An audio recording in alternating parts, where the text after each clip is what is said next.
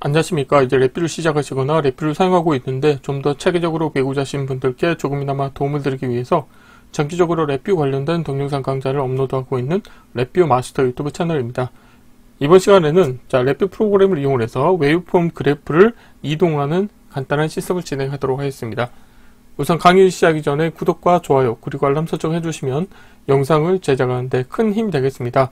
그리고 관련된 시스코드는 네이버 카페를 통해서 업로드하고 있으니 소스코드가 필요하신 분들은 네이버 카페를 참고하시면 좋을 것 같습니다. 오늘 시스파일 내용의 사용자 인터페이스는 그래프 인디케이터가 하나가 있는데 이 그래프 인디케이터에서는 플롯 0와 플롯 1 두 개를 표시해 주도록 운영할 겁니다. 그런데 여기서 하고자 하는 건 뭐냐면 지금 보시는 것처럼 이 빨간색 점선으로 표시된 이 부분의 정보를 활용을 해서 지금 이 포인터가 이동을 할 때 내가 셀렉트에서 선택한 플롯에 해당하는 그래프 정보가 이 포인터를 이동을 할 때마다 위아래로 같이 움직이도록 하는 간단한 동작을 시켜볼 텐데요. 그래서 보면은 실질적으로 이 오른쪽에는 슬라이드가 그 숫자형 데이터 타입의 숫자형 컨트롤 타입의 수직 포인터 슬라이드가 두 개가 겹쳐 있습니다. 그래서 select라고 하는 값에 따라서 여기에서 예를 들어서 플롯 2를 선택하시게 되면은 슬라이드가 지금 보면 라벨이 1과 2 두 개가 있어서 플롯 1은 슬라이드 2가 선택이 되고 플롯 0 같은 경우는 슬라이드 1이 선택이 될 수 있도록 운영을 할 겁니다. 그래서 이 같은 위치에 겹쳐서 배치를 하고 보이기 함수를 사용해서 select 값에 따라서 어떤 게 보이게 할지를 선택하도록 운영할 텐데요. 그렇게 하신 다음에 이 수직 포인터 슬라이드의 값 변경 이벤트에 대해서 처리를 해주시면 되겠습니다. 블록 다이어그램 코드를 보시게 되면은 VI가 실행이 되면은 이 while 루프의 왼쪽 부분이 먼저 수행이 됩니다. 그래서 보면은 사인 패턴 함수 두 개를 사용을 해서 지금 샘플 개수는 50개로 하고 진폭은 플러스 마이너스 3으로 하고 한 주기에 해당하는 사인 웨이브를 출력으로 내보내주도록 입력을 설정한 상태에서 별 만들기 함수를 이용을 해서 이 그래프라고 하는 라벨을 갖고 있는 인디케이터에 두 개의 그래프를 표시해 줄 겁니다. 그런데 두 개의 그래프가 좀 구분되도록 하기 위해서 이 아래쪽 같은 경우는 더하기 함수를 사용을 해서 옵셋을 3만큼 인가를 했습니다. 지금 슬라이드 1과 슬라이드 2 값은 이 0이라고 하는 값으로 초기화를 해주고 그 다음에 이 셀렉트 값은 플롯 0가 프로그램적으로 선택이 되도록 운영할 겁니다. 그래서 값 신호라고 하는 프로퍼티 노드를 사용을 해서 실제 프로그램 사용자가 이 셀렉트 값을 플롯 0로 선택한 효과가 발생을 하도록 할 거고요. 그러면은 VI가 실행됨과 동시에 이 셀렉트 값 변경 이벤트가 수행이 됩니다. 그러면은 이 셀렉트 값 변경 이벤트 같은 경우는 이 관련된 이벤트 케이스가 되겠는데요. 여기에서는 셀렉트 값이 뭐냐에 따라서 예를 들어서 플롯 0인 경우에는 슬라이드 1하고 슬라이드 2의 프로퍼티 노드 속성 중에 보이기 속성에 대해서 슬라이드 1은 보이게 하고 2는 보이지 않도록 운영할 겁니다. 반대로 셀렉트 값이 플롯 1인 경우에는 슬라이드 1은 보이지 않도록 하고 슬라이드 2가 보이도록 운영을 할 겁니다. 그리고 슬라이드 1이나 또는 슬라이드 2 각각에 대해서 값 변경 이벤트가 발생을 하게 되면 예를 들어서 플롯 0가 선택이 돼서 플롯 슬라이드 1이 보인 상태에서 사용자가 이 수직 포인터 슬라이드의 값을 변경을 하시게 되면은 이 관련된 케이스가 수행이 되겠고요.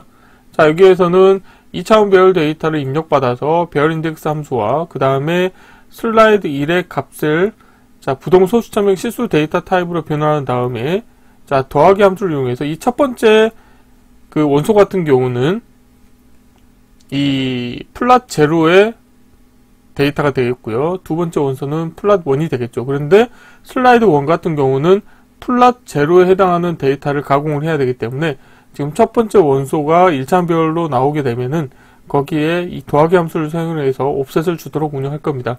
그리고 두 번째 원소 같은 경우는 슬라이드 2를 더해주는데 이 같은 경우는 0이기 때문에 그대로 원래 자기 자신 값이 출력으로 나오게 되겠죠.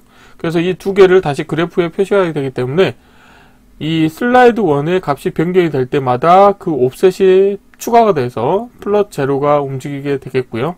마찬가지 방식으로 슬라이드 2에 대해서도 똑같은 동작을 수행하도록 운영하실 수가 있게 되겠습니다. 그래서 이 아래쪽 같은 경우는 슬라이드 2가 자 보면은 두 번째 원소값에 옵셋을 더해서 자 그래프에 표시되도록 운영하는 것을 확인하실 수가 있게 되겠습니다. 자 이론은 이 정도로 마치겠고요. 자 오늘은 실제 실습을 하지 않고 실제 구현된 코드에 대해서 코드 리뷰를 진행을 하면서 한번 살펴보도록 하겠습니다. 자 바탕화면에 미리 폴더를 만들어 놨고요. 여기에 구현된 코드를 보시게 되면은 자 프론트 패널의 사용자 인터페이스가 되어 있는데요. 자 여기에서 신경 써 주셔야 될 것은 우선 플러스를 표시할 때 보면은 옵션을 지금 보면 일반 플롯에서 이 관련된 선과 점으로 표현하도록 운영할 거고요. 그 다음에 자 여기 보면은 포인트 스타일 같은 경우는 이 점을 검은색으로 채우겠다고 설정을 해주시면 되겠습니다. 자 마찬가지 방법으로 일반 플롯에 대해서는 점과 선을 같이 보이게 하게 설정하겠고요. 포인트 스타일도 점을 채우도록 하시면 되겠고요. 자 셀렉트 같은 경우는 자 열거형 데이터 타입을 사용하시면 되겠고 마우스 오른쪽 클릭하셔가지고 아이템 편집에서 플랫 제로하고 플랫 1을 넣어주시면 되겠습니다. 그래서 지금 보면은 클릭을 했을 때 제로와 1이 나오는 것을 확인하실 수 있겠고요. 그리고 여기에서 또 신경 써 주셔야 될 부분이 자 이 부분이 되겠습니다. 그래서 여기 보면은 선택된 거는 지금 슬라이드 1이 되겠는데요. 이 슬라이드 1을 만드는 방법에 대해서 살펴보면은 자 컨트롤 팔레트를 하나 띄우신 다음에 실버에서 자 숫자인 카테고리에 가보시게 되면은 자 수직 포인터 슬라이드라고 하는 게 있습니다. 그래서 이거를 하나 불러오신 다음에 자 이 그래프에 자 Y축과 높이를 유사하게 맞춰 주시겠고요. 자 그래서 이거는 자 프로퍼티에서 자 이 크기 정보를 가변해 주시면 되겠죠. 그래서 뭐 150으로 해볼까요? 아니면 한 200 정도로 해보겠습니다. 자 이렇게 대략적으로 크기를 맞춰 주시겠고요. 자 다음으로 하는 거는 지금 보면은 선택하시겠고 프로퍼티에서 자 폭을 5로 하겠습니다. 폭을 줄여주도록 하겠고요. 그리고 지금 이 부분에 채우기를 보이지 않도록 하겠습니다. 자 그리고 스케일 부분에 가셔가지고 지금 보면 스케일이 다음과 같이 표시가 되는데 자 클릭을 하시게 되면은 아예 스케일 정보가 표시가 되지 않도록 운영하실 수가 있게 되어 있고요. 자 이렇게 하신 상태에서 자 도구 팔레트를 하나 여신 다음에 녹색 체크박스를 해제하시고 자 이 트랜스페런트 투명하게 하겠다는 거 선택하시고 클릭을 해주시고요. 자 이렇게 클릭을 모서리 테두리 부분을 잘 클릭하시게 되면은 보이지 않도록 운영하실 수가 있게 되겠습니다. 그리고 여기서 라벨은 보이지 않도록 하시게 되면은 여기 미리 만들어 놓은 자 수직 포인터 슬라이드하고 똑같이 만드실 수가 있게 되겠고요. 아 그리고 여기에서 자 프로퍼티에 가보시게 되면은 지금 진폭 같은 경우는 지금 마이너스 10에서 10까지 표시되기 때문에 스케일에서 보면은 최소값과 최대값을 마이너스 10과 10으로 하시면 되겠고요.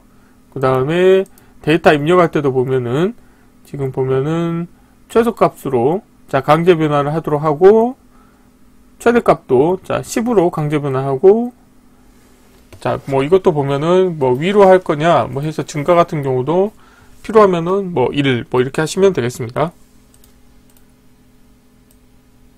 그래서 관련된 실습에서 중요한 거는 이 수직 포인터 슬라이더를 어떻게 만드는지가 중요한 게 있고요. 자 블록 다이어그램 코드를 보시게 되면은 자 이 부분은 자 신호 생성 함수 자 사인 패턴을 사용해서 자 샘플 개수는 50개로 너무 작으면은 또 이거 구분하기 어렵기 때문에 50개로 하고 그 다음에 진폭은 3 그 다음에 주기는 1로 설정을 했고요. 그리고 두 개 구분하기 위해서 여기는 옵셋을 3을 더해줬고요.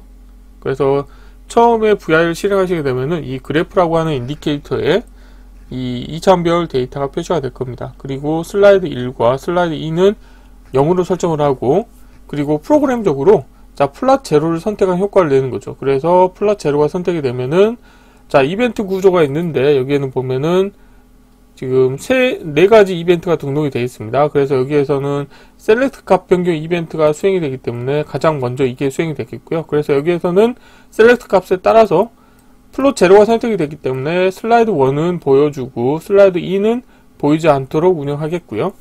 자, 이 상태에서 자, 그러면 여기까지 되겠죠. 자, 이렇게 하시면은 두 개의 그래프가 표시가 되고 이쪽에는 슬라이드 1이 표시가 되어 있는 것을 확인하실 수 있게 되어 있고요.